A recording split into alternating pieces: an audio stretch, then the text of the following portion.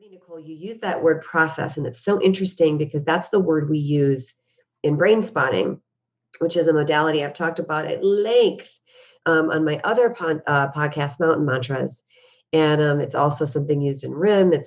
I think they might use it in EMDR, but I want to kind of talk about that processing piece and how you work with clients with it, because processing emotions really is the key here. Yeah. And I think it's done differently through different modalities. So there's a lot to my question here, because the part of the question is, in your work with clients, what techniques and modalities do you like to use to do the processing?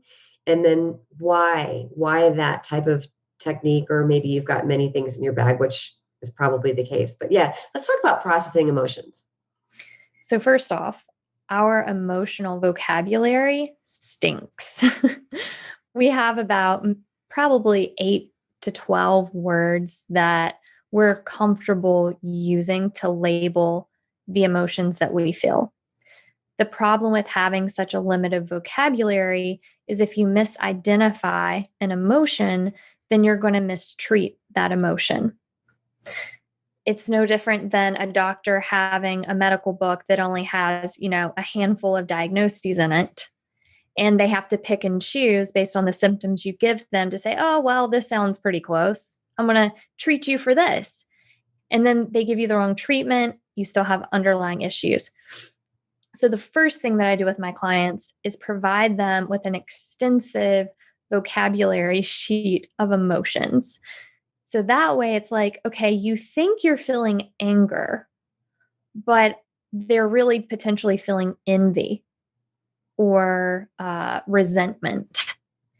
And the symptoms may be very similar, but how you're going to address and process that is going to be vastly different, because it's all about finding the root of that feeling. Why do I feel resentment? And oftentimes my clients pin it straight on the person or straight on the thing. And it's like, no, because we own our emotions. No one else can make us feel anything. If that was the case, then everybody would feel the exact same thing when a certain situation or scenario occurred. And we know that that's not the case. Now, that's not to say that a lot of people wouldn't feel a similar reaction. But what about those people that don't? What about those people who let things roll off their shoulder or see things from a completely different perspective? So that shows that it's all about how we perceive something that creates that emotion.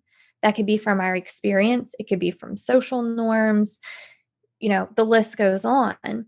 So the first thing we do is, what are you feeling? And what is the source of that feeling? And as soon as they start to say, well, so-and-so did this. No. What happened to make you feel that? Well, let's use someone cutting you off in traffic, right? They cut me off in traffic and that made me angry. Them cutting you off in traffic did not make you angry. What made you angry potentially? And I do a deeper dive, but since, we're short on time, the root of that is they felt disrespected. They felt they could potentially be endangering their lives.